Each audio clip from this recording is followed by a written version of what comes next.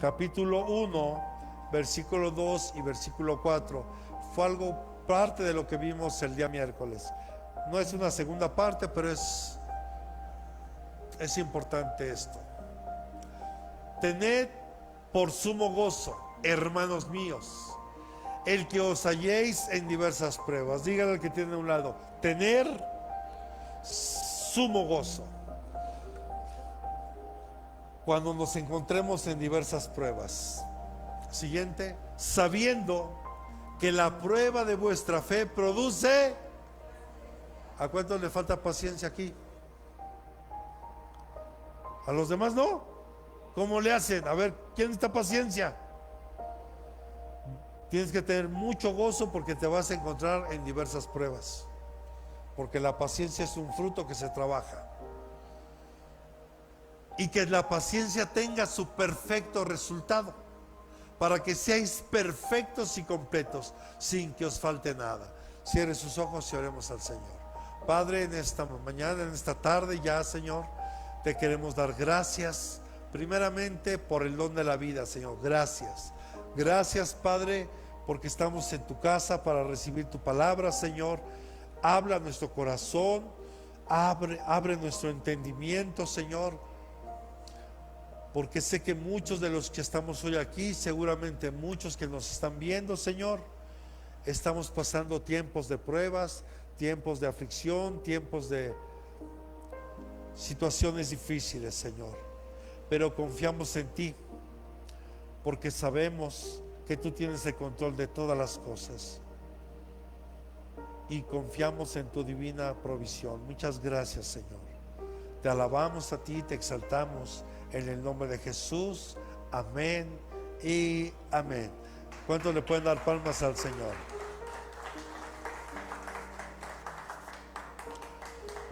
Me permití, Cuauhtémoc, Arturo, me permití el día miércoles que hablamos un poquito de pruebas complicadas que a veces llegan a nuestra vida, y se van a acordar los dos. A cada uno se lo dije en un momento diferente, pero al final el consejo fue el mismo. Cuando te quedaste sin trabajo, ¿te acuerdas?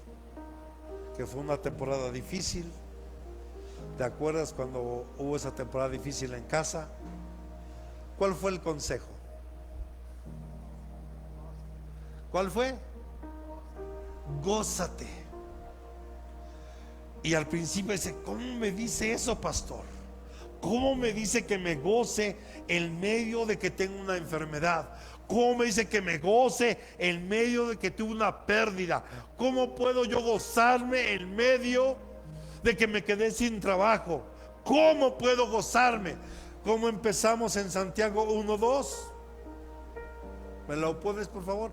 Tener por sumo gozo. El sumo gozo es un gozo que está por encima del gozo. O sea, es un gozo mayor. Dice, tener por sumo gozo que nos halléis en diversas pruebas. Y el consejo no cambia porque es bíblico. Cuando tú estés en medio de una situación difícil, hay que gozarse. Yo le di el ejemplo, hermano. Perdóneme que me ponga como ejemplo, porque aquí yo vengo a hablar de Jesús, no vengo a hablar de mí. Pero hace unos meses mi madre partió con el Señor, ¿se acordará? Y Dios me dijo, no, ve. Mis hermanos estaban viendo el tema del funeral de mamá y podría haber sido justificable estar ahí, ¿está de acuerdo? Pero recuerdo lo que Jesús enseña y dice, deja que los muertos entierren a sus muertos. Y mi mamá no está muerta, porque ella vive. Oh, creo que no me escuchó. Ella vive. Cuando alguien muere en Cristo no está muerto, pasa a otra parte y está vivo. Entonces Dios me dijo, necesito que vayas para que des testimonio.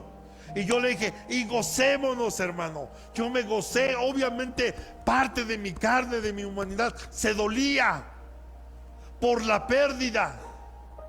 Pero mi gozo era tan grande porque sé que ahora mi mamá está en un mejor lugar. Ella ya no está sufriendo aquí nada, hermano. Pero eso, hermano, a veces no lo entendemos hasta que estamos en ese tipo de pruebas. O cuando salimos de ella. ¿Qué pasó, Arturo? Cuando salió, que viste, pastor, ya. Y como que empezamos a comprender por qué Dios nos pasó por ahí. Pero cuando estamos dentro, sé que es difícil. No es sencillo. Pero la clave está que haya sumo gozo en nosotros cuando nos encontremos en situaciones difíciles, en situaciones adversas. Es como el oro, hermano, que se purifica en el fuego. Así nuestra fe se fortalece en la adversidad.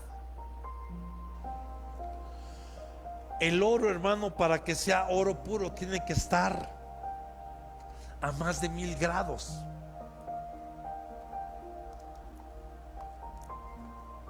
Para que el oro se pueda derretir y lo que no sirve pueda ser quitado y quede el oro puro. Ahora imagínese usted, hermano, porque leemos la Biblia y es interesante ver cómo se construyó el tabernáculo que construyó Moisés, o que Dios mandó a Moisés que construyera. Usted se imagina de por sí el calor en el desierto, pero tenía que hacer para fundir el oro, para forjar todo lo que Dios les encargó. El menorá, que es el candelabro, la mesa de los panes que era de mesa de acá, era de madera de acacia pero forrada de oro, el altar de oro, todo eso tuvo que ser fundido, el bronce, la plata. Entonces, hermano, yo les decía y les recordaba a los hermanos, porque a veces se nos olvida, cuando ya nuestros hijos ya son adolescentes, son más grandes, se nos olvida. Y por ejemplo, ustedes que van a ser papás, digo, para que no les sorprenda, de repente cuando el bebito empieza a crecer, va a empezar a llorar en la noche sin motivo alguno, aparentemente, pero lloran porque sus huesitos empiezan a estirar, empiezan a crecer, y eso causa dolor. El crecimiento causa dolor. Y Jesús no nos engañó, hermano. Claramente dijo: en este mundo sufriremos aflicción. En este mundo venimos a ser probados. Nuestras obras van a pasar por fuego.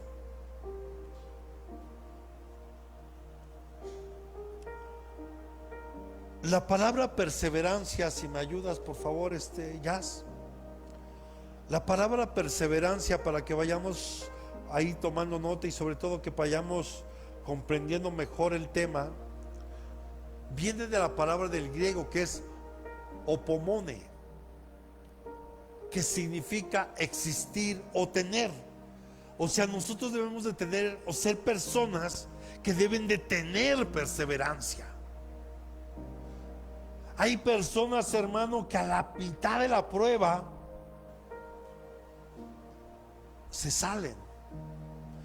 Hay gente, usted lo vio, muchos dejaron a Jesús.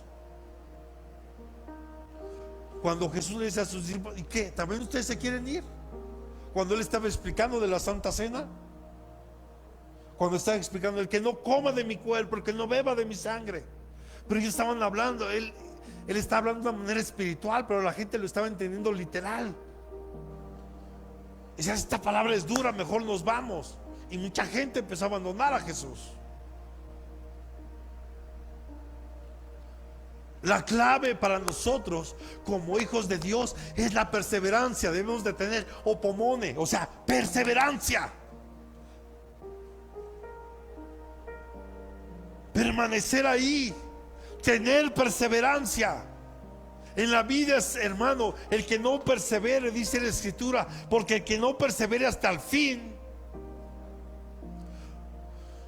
no podrá tener la corona de vida. Pero solo los que perseveren hasta, o sea, los que tienen perseverancia.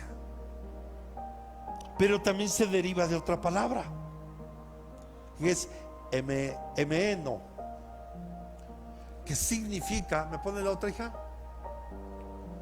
Que es permanecer o persistir. Y recuerdo a esa mujer cuando Jesús enseñaba, de esa mujer que todos los días iba al juez y decía: hazme justicia, hazme justicia. Y ese juez era un juez injusto. Pero esta mujer fue, repita conmigo, perseverante. No dejó de perseverar, estaba insistiendo hasta que no se le hizo justicia. En la vida, hermano, tenemos que aprender a perseverar, y más cuando estamos pasando por diversas circunstancias adversas en la vida. Ejemplos hay muchísimos. Jóvenes, yo los invito para que vean el último baile de Michael Jordan. Véanla. Eso les tiene que animar. ¿Quién sabe quién fue Michael Jordan? Digo, a lo mejor no simpatizamos con el básquetbol, pero Michael Jordan es reconocido hasta el día de hoy como el más grande basquetbolista que hay o que ha habido hasta hoy. No ha habido nadie con las características de él. Pero él, en la preparatoria, su entrenador le dijo: ¿sabes? Búscate otro deporte porque no sirves para esto. Pero él persistió, él permaneció, él todo el tiempo perseveró.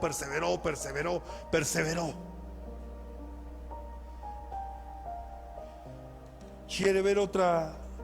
Vea la historia de Nike, el que descubre justamente el talento de Michael Jordan, el único que lo pudo ver. Y en ese tiempo, hermano, Nike estaba por debajo. En aquel tiempo estaba Converse, Adidas, Puma por encima de Nike. Pero cuando la persona que vio el potencial, apostó todo. Y ahora, ¿quién es Nike? Creo que sobra decirlo, ¿verdad? Y no es comercial, pero sí hay que reconocer esas historias de éxito, porque muchos de ellos tuvieron que perseverar en medio de situaciones adversas, perseverar en medio de las críticas, perseverar en medio de aquellas personas que se pueden levantar en contra tuya, perseverar en medio de cualquier circunstancia. ¿Usted sabe cuánta gente se ha levantado en contra mía? Hermano, pero yo no me detengo por ellos. Yo sigo perseverando. Yo, como Don Quijote, cuando le dijo a Sancho Panza: deja que los perros ladren. Mira, es porque vamos pasando. Déjalos que ladren. O sea, no van a dejar de hablar de ti, no van a dejar de quererte injuriar, de quererte levantar falso, lo que sea. Tú y yo tenemos que perseverar. Mientras Dios no nos desecha, hermano, tú debes de seguir adelante y perseverar. Y yo le daría palmas al Señor.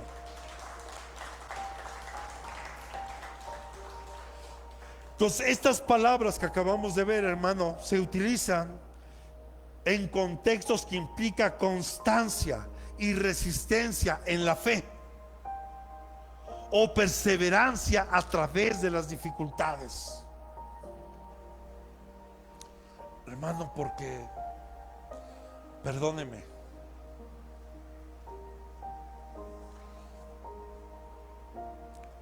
Hay quienes a la primer prueba, hermano, tiran la toalla.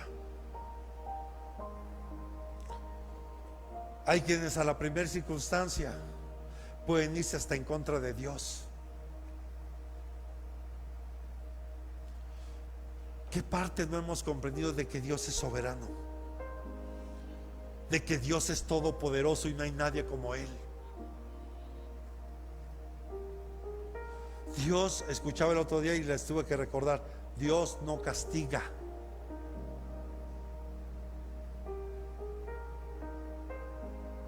Así como los ángeles que decidieron apartarse de Dios, ellos tomaron esa decisión y solamente están viviendo las consecuencias de lo que se hizo mal. Es como nosotros, cualquier cosa que tú y yo hagamos mal, hay consecuencias. Haces algo bien, va a haber consecuencias buenas también. Todo lo que hagas, con intención o sin intención, bueno o malo, hay consecuencias. En la vida así es. Pero entonces lo primero que tenemos que hacer, ¿cuál es el reconocer el propósito de estas pruebas? Romanos capítulo 5, por favor, versículos 3 y 4. Romanos capítulo 5, versículos 3 y 4. Y dice Pablo, y no solo esto, sino que también nos gloriamos. ¿En qué? En las tribulaciones, o sea, en pruebas, sabiendo que la tribulación produce paciencia, y la paciencia, carácter probado. ¿Tu carácter ya es probado? ¿Sí? ¿O reprobado? Y el carácter probado, esperanza. Porque si mi carácter ya es probado, significa que hay esperanza para mí. Y la esperanza, hermano, no desilusiona, porque el amor de Dios ha sido derramado en nuestros corazones por medio del Espíritu Santo que nos fue dado. ¿Cuántos decimos amén? Si le va a dar palmas, de serás fuerte.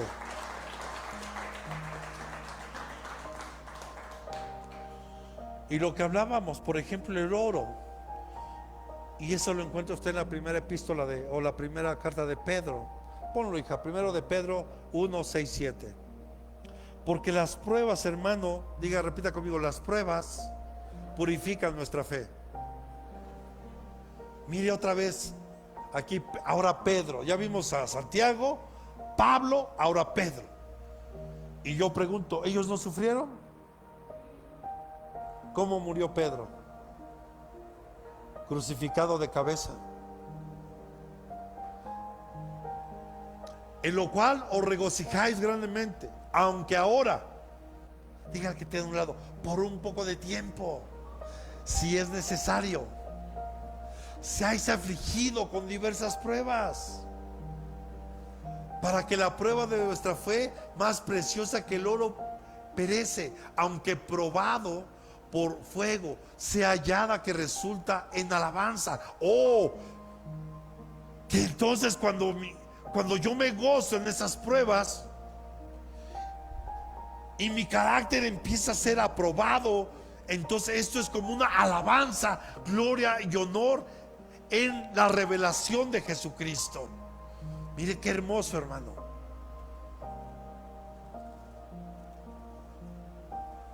¿Y cuántos de los que estamos aquí nos gozamos realmente en las pruebas? ¿O nos la pasamos renegando? ¿Y por qué a mí? ¿Y por qué no? ¿Qué te hace tan especial que no tengas que pasar por eso? ¿O qué pensamos que nos hace tan especiales para no pasar por diversas circunstancias? Ejemplo, José en Egipto. Lo que parecía una derrota fue, repita conmigo, una preparación para salvar a su familia y a toda la nación de Israel. Porque pareciera que lo que vivió José, hermano, usted conoce un poquito la historia y más adelante vamos a profundizar un poquito, pero José, una vez que su padre le obsequió una túnica de colores, porque no fue antes, sino una vez que esa túnica le fue colocada, él empezó a tener sueños y la revelación de esos sueños. De hecho, a José, por ahí hay un mensaje, tal vez en algún momento lo pueda volver a dar, pero José tuvo que pasar por diversos cambios de vestiduras, y uno de ellos es la túnica de colores. Y él empezó a soñar y a tener revelación de esos sueños, pero eso trajo consigo, repita conmigo, envidia de sus hermanos. ¿A ti te envidian? ¿No te envidian? ¿No?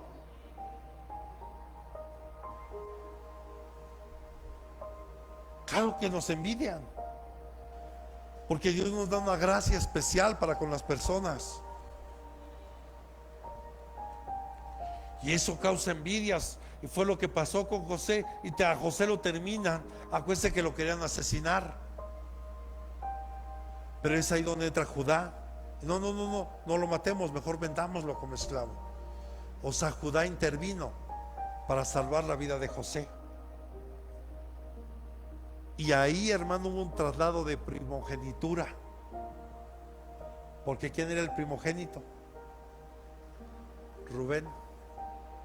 Era el primogénito, pero él también decidió matar a José. Pero cuando Judá interfiere, que Judá, repita conmigo, significa alabanza, interfiere,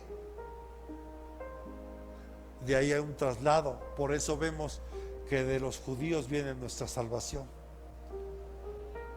y porque de ahí viene Jesucristo. Dele palmas al Señor.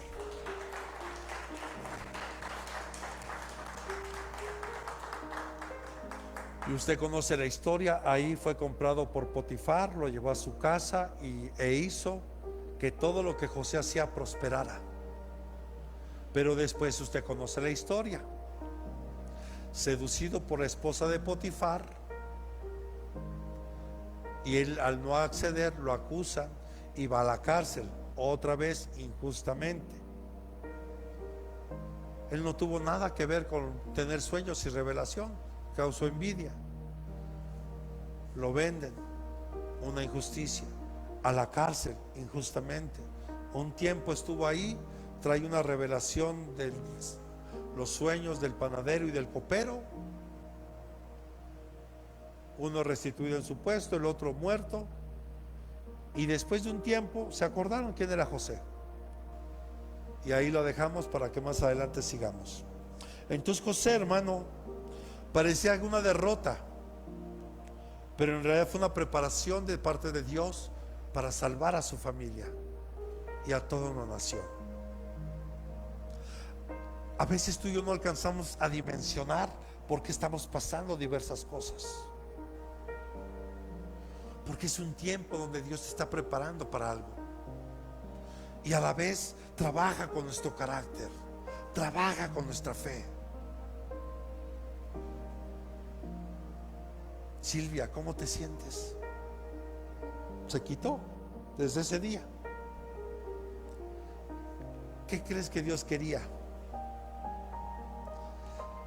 Que tu fe crezca aún más. Y no solo la tuya, la mía crece cuando yo veo que Dios hace un milagro en alguien. No porque tú hayas orado, no porque...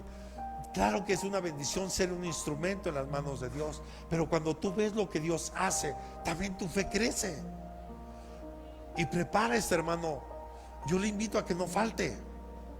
Estamos a pocas semanas de que aquí se derrame algo especial, mucho más especial, porque todos los días de culto son especiales. Pero Dios va a derramar algo muy especial en aquellos que tengan una necesidad de sanidad en su alma o en su cuerpo. Entonces yo le invito a que no falte. Y usted no va a decir, pastor, me encantaría decirle, pero a veces si lo anunciamos así, la gente luego nada más viene por eso. Y aquí no podemos venir solo por el milagro. Tenemos que buscar al que hace los milagros. No solo el milagro, buscar al que los hace. Y Él todos los días hace milagros. Hoy algo muy personal.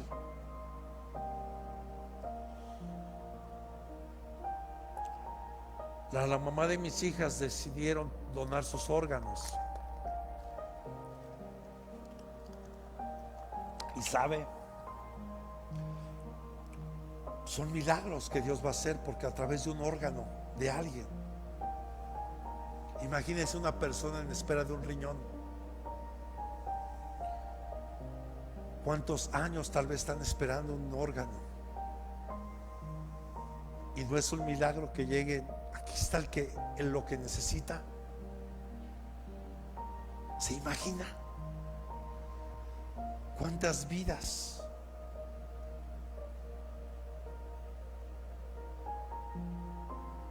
¿O cuántas personas van a tener una nueva oportunidad de vida? Si está aquí.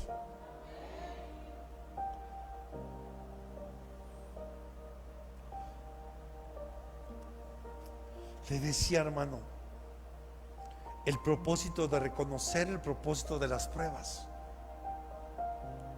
Es como alguien que pierde su trabajo o está atravesando un tiempo difícil. Esa puerta puede abrir la oportunidad a nuevas cosas.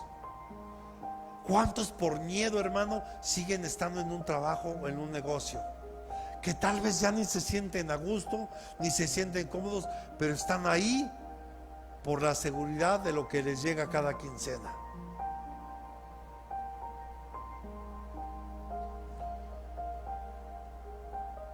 Pero si lo pierdes por lo que sea. Yo me acuerdo, aquí hay una hermana que así estaba y no venía a los cultos los domingos, porque todos los domingos tenía que ir a trabajar. Entonces un día le dije, hija, pues valdrá la pena que reflexiones, ora a Dios. Y empezó a orar a Dios. ¿Y qué cree que pasó? ¿Qué significa? ¿Qué cree usted que pasó? La corrieron de su trabajo.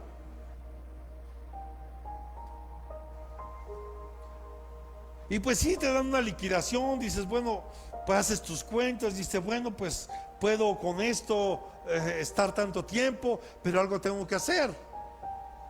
Y ahora es una mujer que tiene un negocio propio, le va bien y puede estar en los servicios de la iglesia sin ningún problema. Pero cada uno depende, cada uno de nosotros toma decisiones. Yo te digo una cosa, por ejemplo, si tú tienes un trabajo, o tú le estás pidiendo a Dios un trabajo y Dios te lo da, o tal vez tú piensas que Dios te lo dio, pero resulta que tu trabajo dejas de servirle a Dios, dejas de buscar a Dios, ya no hay oración, ya no hay estudio de la Biblia. Pregunta, ¿Dios te dio ese trabajo? Dios nunca te va a dar un trabajo para que le des la espalda a Dios.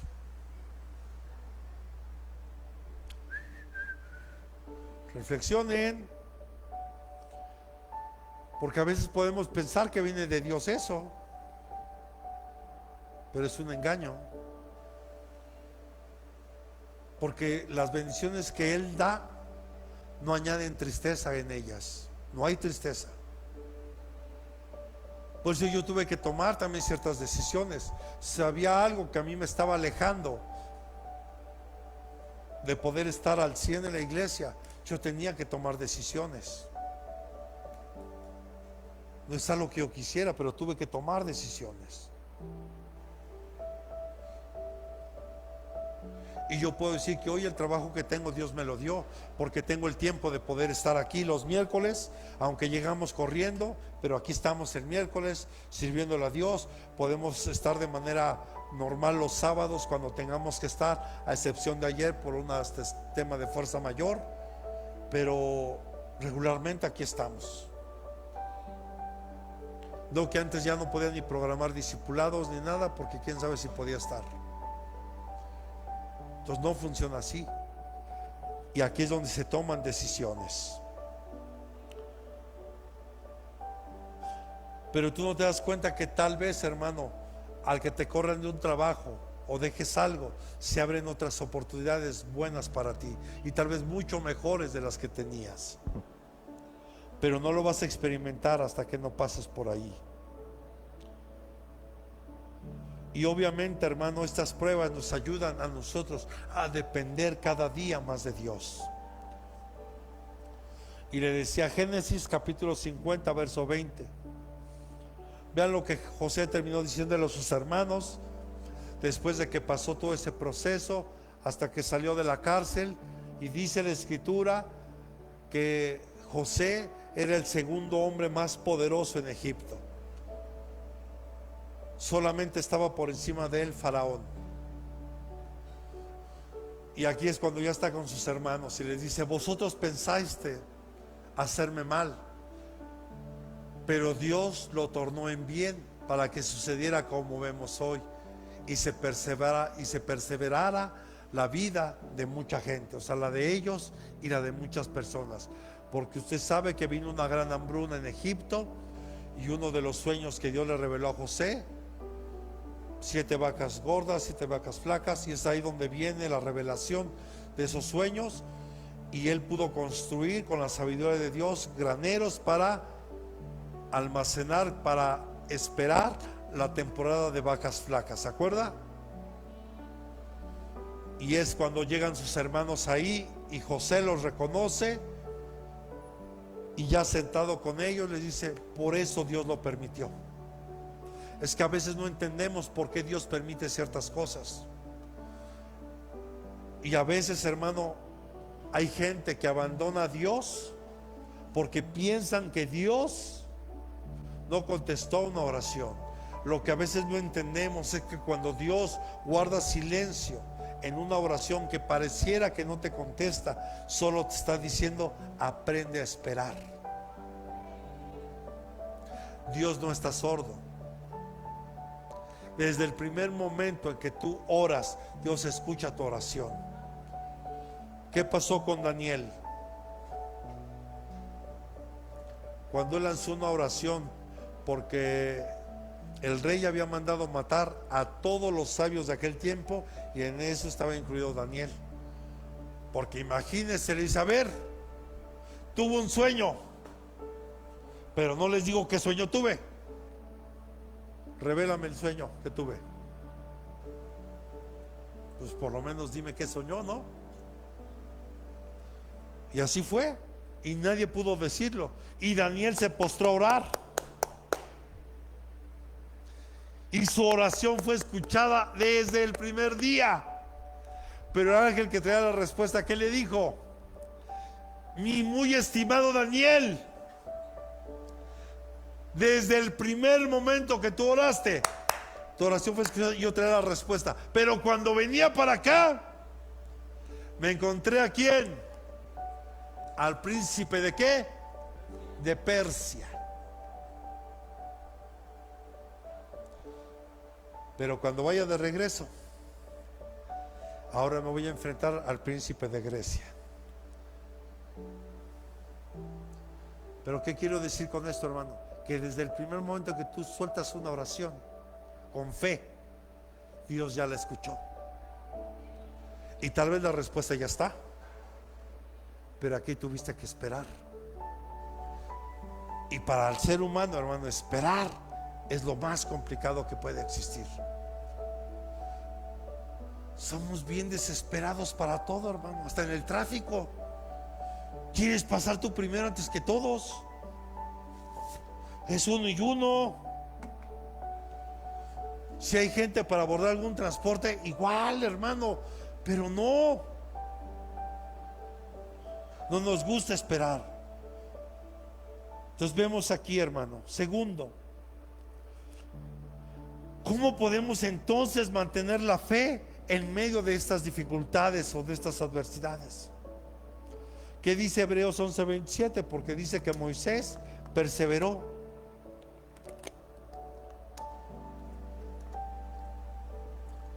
Dice, por la fe salió de Egipto sin temer la ira del rey, porque se mantuvo firme como viendo al invisible. Vemos entonces, hermano, que Moisés perseveró viendo a Dios el invisible.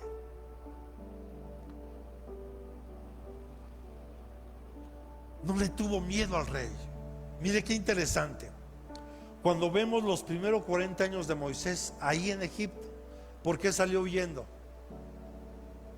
Sí, porque mató a un egipcio con sus manos, pero él salió huyendo porque sabía que la ley decía que lo iban a matar a él. Salió huyendo para guardar su vida. 40 años en el desierto de Madián, ahí. Después Dios lo regresa para traer libertad al pueblo de Israel de Egipto. Después,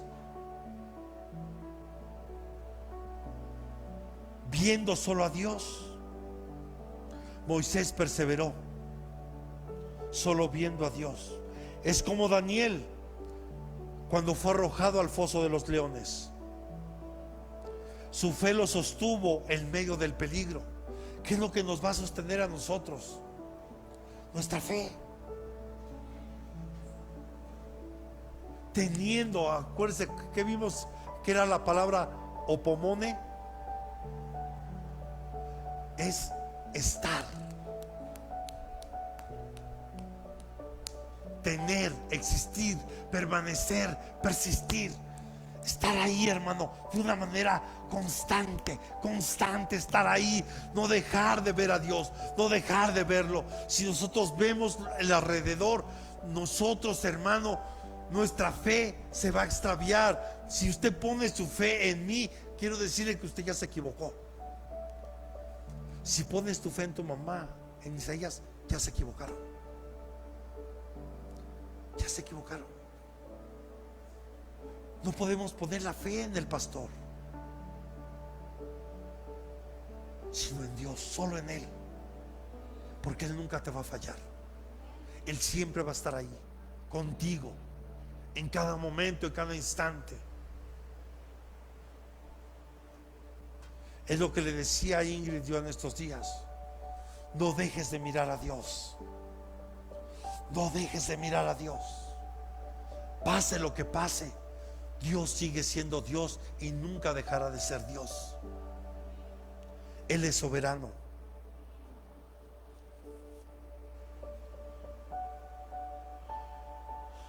Nosotros tenemos que ser como un niño, hermano, que confía en la mano de su padre en medio de la oscuridad. Así debemos nosotros de confiar en Dios, aunque tal vez veamos incierto todo lo que está adelante de nosotros. Pero si yo voy tomado de su mano, por difícil que sea el camino, como dice el Salmo 23, aunque ande en valle de sombra y de muerte, no temeré mal alguno, porque tu vara y tu cayado me infunden aliento, y tú aderezas mesa delante de mis angustiadores, porque tú estás ahí sosteniéndome. No importa si se levantan 1000 y 10,000 a mi diestra, Él está conmigo, y yo veré cómo van a caer. No porque nos gocemos, hermano, de que caigan nuestros enemigos, sino nos gozamos porque sabemos que Dios está con nosotros.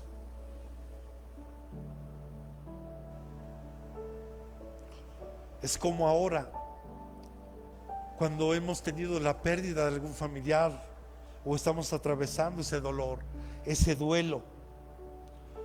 Ese duelo, yo le he dicho a algunas personas, ese duelo, hermano, todos en Cristo y fuera de Cristo, todos vamos a vivir el duelo de una pérdida.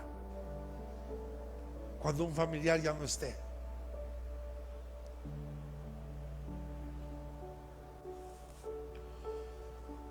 Pero les decía hace un momento en la introducción, y ayúdeme por favor, recuerda que la muerte, repita conmigo, recuerda que la muerte no es el final, sino el inicio de la vida eterna en Cristo. No es el final. Por eso qué bendición cuando una persona aún en el lecho de muerte se arrepiente, hermano, y reconoce a Jesús en su corazón como Señor y Salvador, así como ese ladrón en la cruz, porque él ya solo estaba esperando morir. Y en ese lecho de muerte en la cruz, ese ladrón le dijo a Jesús: Señor, acuérdate de mí cuando estés en tu reino. Y Jesús fue claro y le dijo: de cierto te digo que desde hoy estarás conmigo. No mañana no, desde hoy. Por tu fe, por tu convicción de decir y de reconocerme a mí, desde hoy tú tienes un lugar conmigo. Entonces, hermano, es el inicio de algo grande, de algo más hermoso, de algo que todos anhelamos: un día poder estar en la presencia de Dios, y de ahí para la eternidad, porque es una eternidad en Cristo.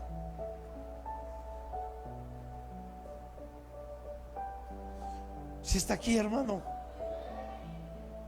Entonces recordemos que la muerte no es el final, sino el inicio de una vida eterna en Cristo.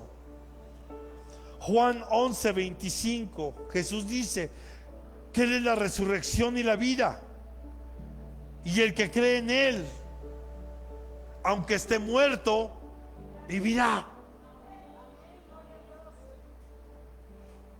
Por eso, hermano, aquí tenemos que morir a nosotros mismos para que Cristo viva en nosotros.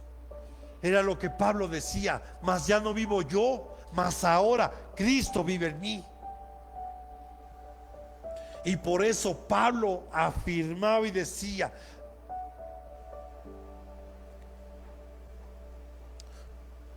ya hasta se me olvidó, perdóneme. Ya no vivo yo, mas ahora Cristo vive en mí.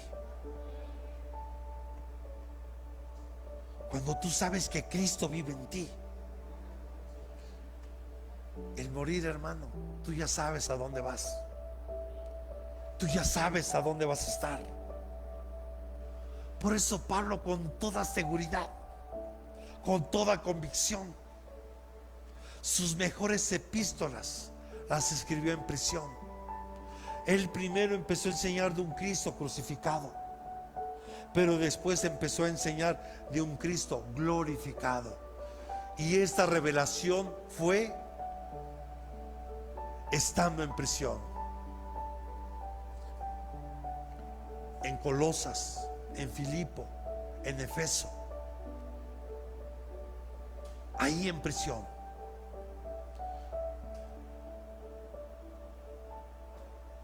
Porque la fe, hermano, nos sostiene al creer que volveremos a ver a nuestros seres amados en la presencia de Dios. Aquí hay controversia, algunos dirán que no, otros que sí. Mire, lo importante es saber esto: que una persona en Cristo está con Él. Si allá nos reconoceremos o no, no lo sé. No sé si eso pase. Hay testimonios donde dicen que sí, hay otros que no. Mire, no voy a entrar en esa controversia. Prefiero irme a lo que es realmente seguro: saber que estando en Cristo tenemos asegurada la vida eterna. Eso sí es seguro. ¿O qué tal cuando hay escasez económica? Una familia está enfrentando dificultades financieras y no sabe cómo cubrir sus necesidades. ¿Cómo mantenemos la fe? Confiar en que Dios provee lo necesario. ¿Sabía usted? Está documentado, lo puede usted buscar. El 25 de enero de 1949, en España, se dio un milagro sobrenatural conocido como el milagro del arroz. Era un lugar donde tenían a 150 niños pobres y lo único que había para darles de comer eran 750 gramos de arroz. ¿Para qué sirven? ¿Son 3/4 de kilo? Sí, ¿verdad? Para alimentar a 150 niños. Ahí se está contando a los niños, no se está contando a los adultos que seguramente asistían en ese lugar, ayudaban. Y viendo la desesperación, empezaron a orar. Y lo que queda documentado es que durante 4 horas, hermano, donde se cocinaron esos 750 gramos, 750 gramos de arroz, sacaban arroz, sacaban arroz, sacaban arroz y no se acababa. Durante 4 horas. Hasta quien estaba al frente dijo, basta. Y dejó de salir arroz. ¿Lo puede usted buscar? Así lo puede usted buscar como el milagro del arroz. Está documentado. Muchos incrédulos dirán, no es verdad. Es cuestión de fe. Mucha gente no recibe por falta de fe. Jesús muchas veces dijo, y la Biblia enseña, ¿sabes que hubo lugares donde Jesús no, escucha esto, Jesús no pudo hacer milagros? Pero no porque no tuviera el poder de hacerlo, sino a causa de la incredulidad de las personas. ¿Por qué muchos milagros no ocurren? Porque las personas no creen. Tú y yo sabemos quién es Dios. Yo tengo fe sabiendo que si yo oro por alguien, esa persona puede recibir. Pero a veces la persona que va a recibir no tiene fe. Por eso Jesús muchas veces dijo que se ha hecho conforme a tu fe. Conforme a tu fe será hecho. Porque la fe aquí y en la eternidad es fundamental. Tener fe. Filipenses 4:19, por favor.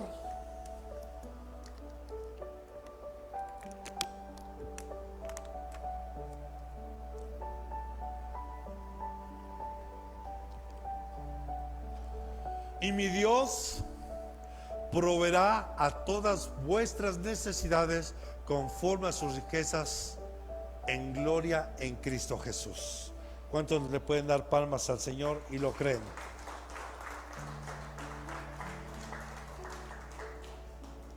Por eso, hermano, cuando estemos viviendo situaciones adversas o nos falta algo, no hay como orar con fe. Y si me permite, le voy a platicar esta anécdota que la he contado en otros momentos. Imagínese una persona cristiana, no tenía que comer ya durante algunos días,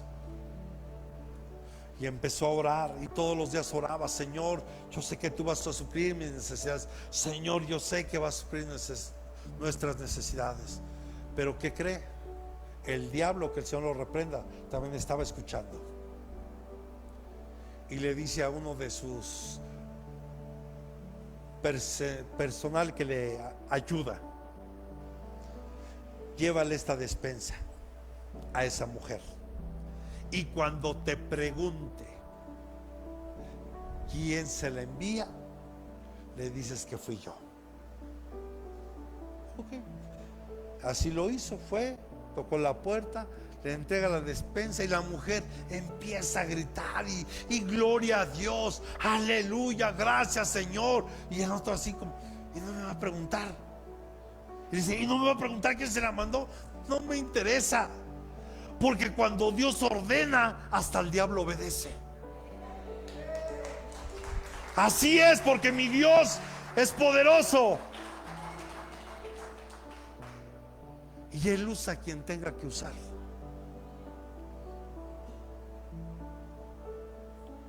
La fe nos ayuda a descansar en la provisión divina. Incluso, hermano, cuando los recursos parecen insuficientes. Tal vez parecen insuficientes hoy mis recursos. Entonces yo digo, ¿y cómo voy a hacer eso, Señor? ¿Y cómo voy a hacer el otro? Y a veces solo es confiar en Él. Porque qué bonito es comprar sin dinero. ¿Usted ha comprado sin dinero? ¿No ha comprado sin dinero? Yo he comprado varios coches sin dinero. Sí, no me ve así, sí, hermano. Ni siquiera con un boleto, no, nada. Sin nada. Es la provisión de Dios. O que de la nada aparece dinero en la cuenta bancaria y dices, híjole, alguien se equivocó. Aparece ahí. O de repente te llega la provisión de donde menos lo esperas. Gente que ni se congrega aquí, luego me habla, pastor, pase un número de cuenta. Dios puso en mi corazón ponerle una ofrenda. Pero todo nació, hermano, primero de una oración. Nació de una oración con fe. Porque hay personas que ni siquiera conocen nuestras necesidades. Porque yo solo sé a quién contarle mis necesidades que tengo. Y a veces ya ni me ocupo de ellas, porque Él se ocupa. Si yo me ocupo de las cosas de Dios, Él se ocupa de las mías. Cuando Jesús se pierde en el templo, su mamá, su papá estaban angustiados porque no lo encontraban. Y cuando lo encuentran, Jesús, ¿cuál fue su respuesta? Porque no le dijo mamá o madre, le dijo, mujer, me es necesario estar en los negocios de mi Padre. Esto es una gran enseñanza, hermano, porque cuando nosotros nos ocupamos de estar en los negocios del Padre, Él se ocupa de los tuyos. Él se ocupa de los tuyos. Y qué hermoso, hermano, cuando estamos en diversas pruebas o cuando haya escasez, qué hermoso es ver cómo Dios suple las necesidades de una u otra manera. Así que hoy, hermanos, aferrémonos a la esperanza. Segunda de Corintios capítulo 4 versos 17 y 18.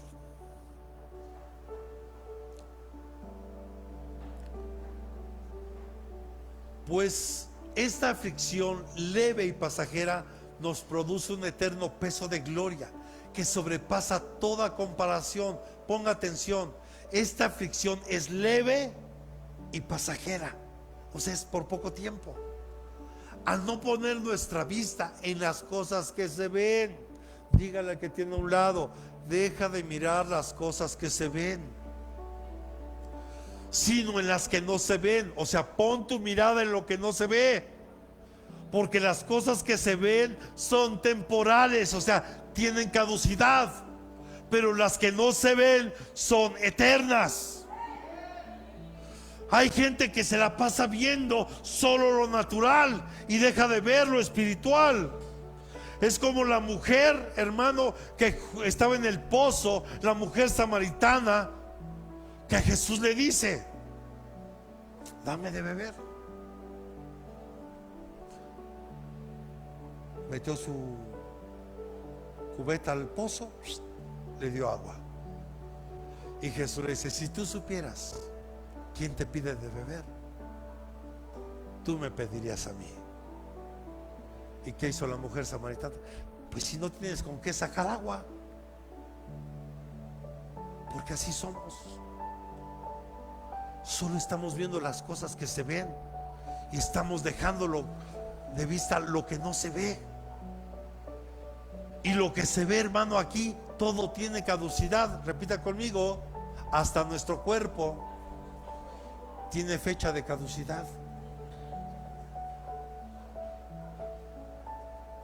¿O no? Todos tenemos un tiempo.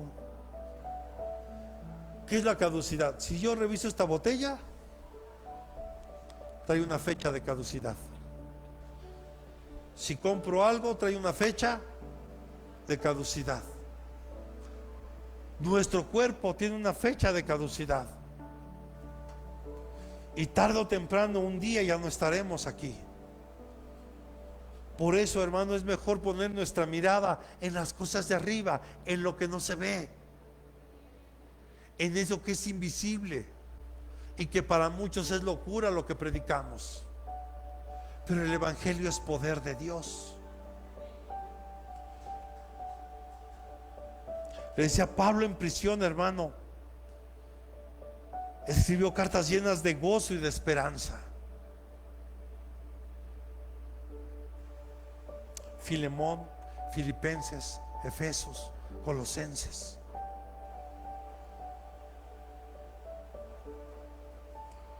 Es como aquel viajero, hermano, que soporta el cansancio del camino, porque sabe que al final le espera su hogar. Es como cuando tú y yo, hermano, cuando vamos a San Luis, sabe, cuando yo vengo de regreso, ya quiero llegar. Si venimos gozosos y con mucho gusto vamos, pero sabes, cuando vengo ya de regreso, lo único que quiero es llegar a mi casa, porque anhelo un buen baño, comer y a descansar.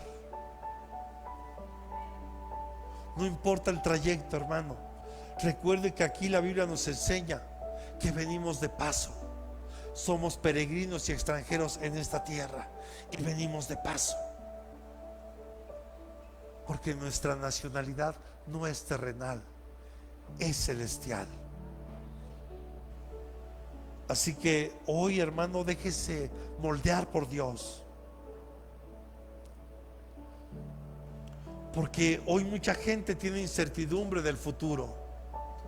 Y usted sabe, se lo he dicho aquí, unos decían que en el 2000 venía el fin del mundo y que las computadoras todas se iban a descomponer y que ya, y no pasó nada.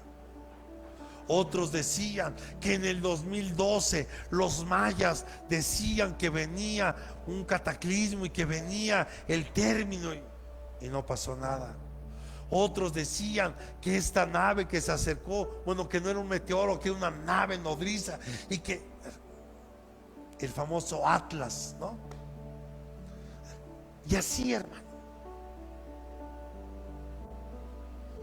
Y seguirán diciendo muchas cosas porque hay incertidumbre acerca del futuro. Esto habla de una persona que no sabe qué rumbo tomará su vida.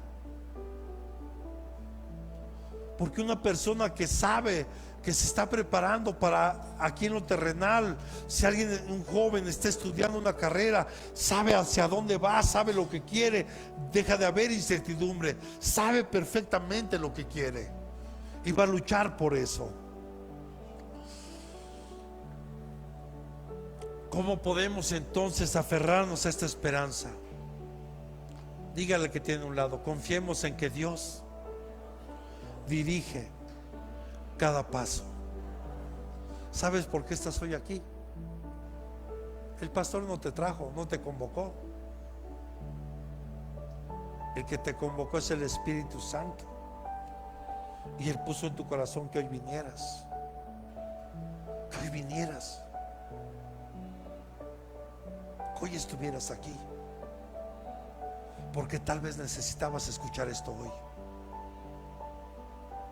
Yo te diría hoy, de verdad, ya deja de ver lo natural nada más.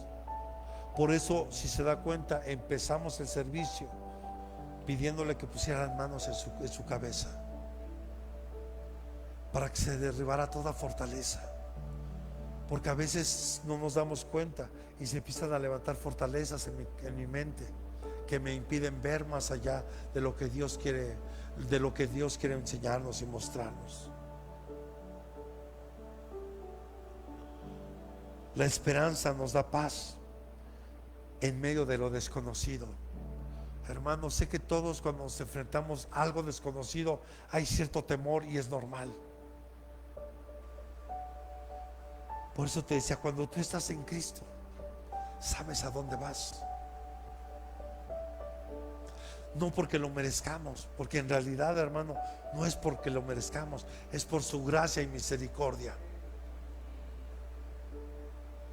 Pero por eso estamos aquí, por eso los que Dios permite que sirvamos en esta casa, y hemos valorado lo que Dios ha puesto en nuestras manos, tratamos de cuidarlo y atesorarlo. Yo lo de menos hoy le pude haber encargado a Isaías, a Jerónimo, a mi esposa, voy a arreglar. No, hermano, porque mi responsabilidad está aquí, está hoy aquí. Así que yo te invito hoy para que reflexiones. ¿Qué has hecho en medio de las pruebas a las que te has enfrentado o en las que estás? ¿Cuál ha sido tu comportamiento? ¿Como aquellos que estaban en el desierto?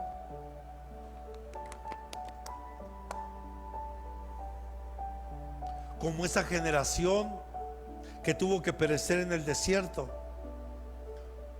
porque dejó de creer en Dios? Hermano, es increíble. No sé qué hubiera hecho usted si usted hubiera sido testigo de las 10 plagas. Yo no sé qué hubiéramos hecho si hubiéramos sido testigos como Dios por un momento detuvo al ejército de los egipcios, y mientras abría el mar y mientras el pueblo pasaba. Tal vez no sé cuál sería nuestra reacción del ver que todos los días caía maná del cielo, era el alimento que nosotros recibíamos, y que ahora entendemos que ese maná es Jesús, y que al final ellos empezaron a rechazar ese maná, se habían fastidiado del maná. Si estamos aquí,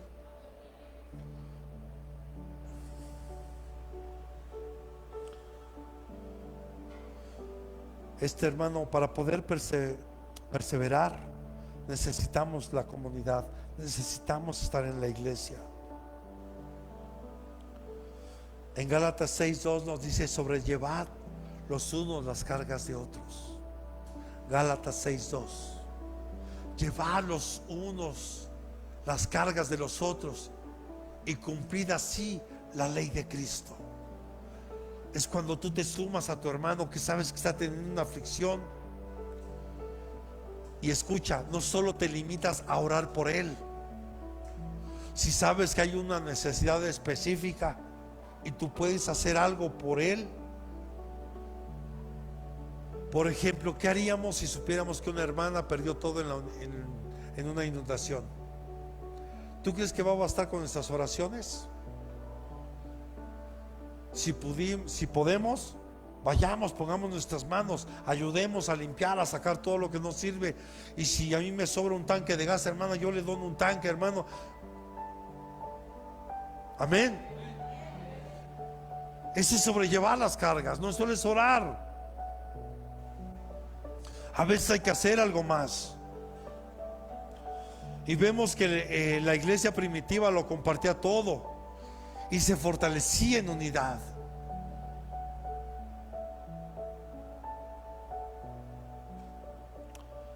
Así que hoy quiero ir concluyendo con esto. No sé si ya tienen preparados los elementos de la Santa Cena.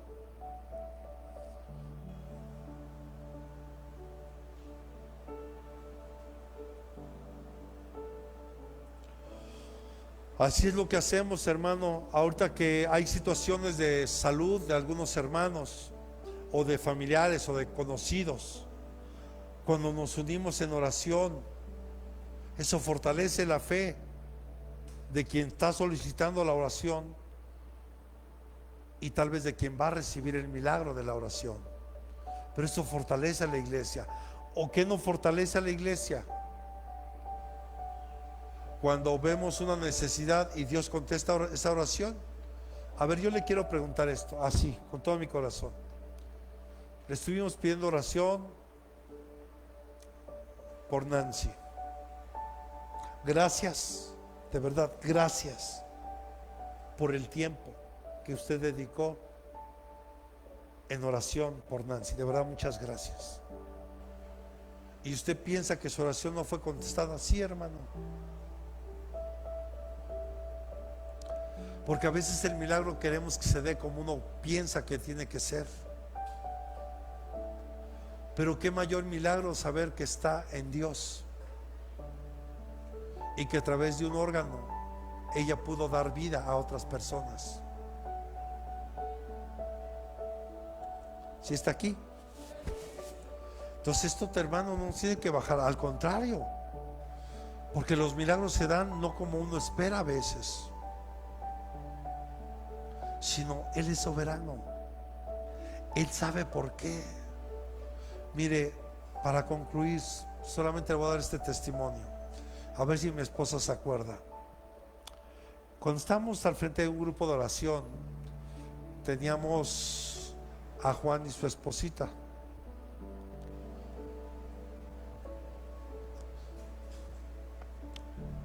Ellos empezaron a llegar a la iglesia como matrimonio. Después llegaron sus papás y uno de sus hermanos, joven, y empezaban a congregarse. Pero de repente este joven muere en un accidente automovilístico. Fue muy trágico. Era un jovencito. Pero en oración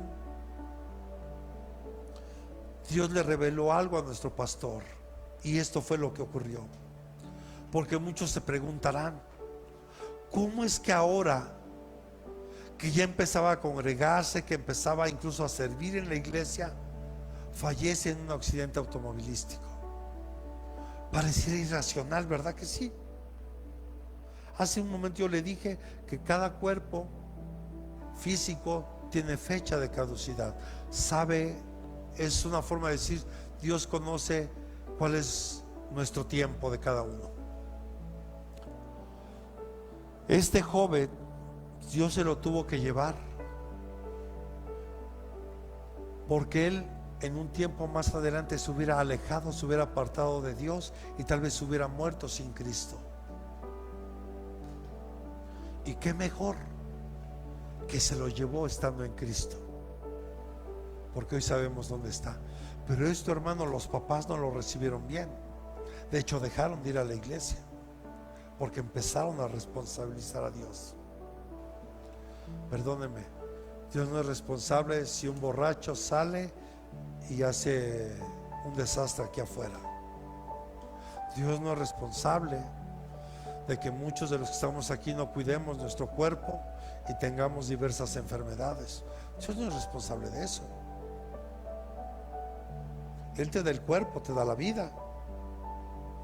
Nuestra responsabilidad es cuidarlo, cuidar lo que comemos, cuidar lo que bebemos. En otras palabras, hay situaciones en las que tal vez tú y yo estamos porque tú y yo lo hemos provocado, pero aún Dios, en medio de todo esto, hermano, Dios muestra misericordia. Así que hoy te invito, hermano, perseveremos y sobre todo ayudemos a llevar el peso y las cargas de otro. Pueden ir subiendo, hijo, por favor. Y escucha esto: perseverar, hermano, no significa tener ausencia de dolor, sino confianza en que Dios usa las pruebas para nuestro bien. Porque Dios siempre tendrá un propósito detrás de cada prueba. Pero la fe nos sostiene. La esperanza nos ayuda a permanecer. Y la iglesia como comunidad nos ayuda a permanecer firmes y saber que no estamos solos en este camino, y que muchos, hermanos, tal vez una prueba por la que tú estás pasando, tal vez yo ya lo viví, o tal vez la estoy viviendo también. Por eso yo, cuando alguien, normalmente en un velorio, normalmente se acerca a la gente a dar un pésame, y normalmente siempre escucho esto: lamento mucho la pérdida, o lo siento mucho. Tal vez lo hacemos por educación, pero le voy a decir algo. Yo no puedo decir que lo siento o lo lamento si yo no lo he vivido. Por ejemplo, si usted perdió un hermano o una hermana, yo le puedo decir lo siento,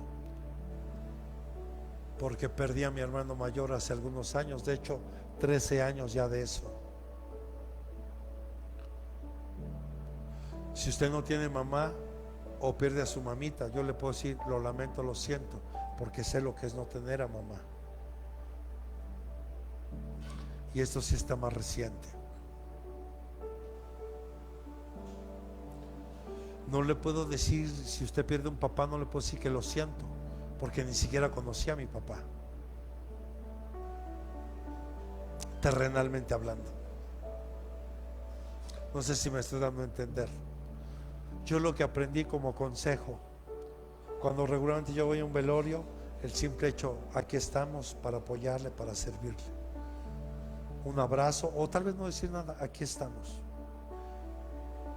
Pero van a hacer un rosario, yo no me preocupo, yo estoy ahí sentadito porque quiero apoyar a la familia, pero respeto lo que hacen, aunque no esté de acuerdo, pero lo respeto. Y tú no sabes lo que puedes impactar con tu puro testimonio de estar ahí, apoyando a servir un café, a llevar, traer, no sé lo que Dios. Hay muchas formas de poder ser de bendición en medio de esto. Entonces quiero terminar con esto. Y lo he puesto de ejemplo en otros momentos. Es como aquel maratonista que aunque va cansado, aunque sea tal vez el último, y cruza la meta, hermano, no importa si se tardó 5 horas, pero cruzó la meta. Aquí en el Señor, hermano, todos estamos corriendo una carrera. Tal vez unos vamos un poquito más adelantados. Aquí no importa, estamos dentro de una carrera. Y cada uno, decía Pablo, y estoy por llegar a la meta. Nuestra clave, hermano, es saber que esa meta es llegar, y esa meta es Cristo, y no dejar de mirarlo.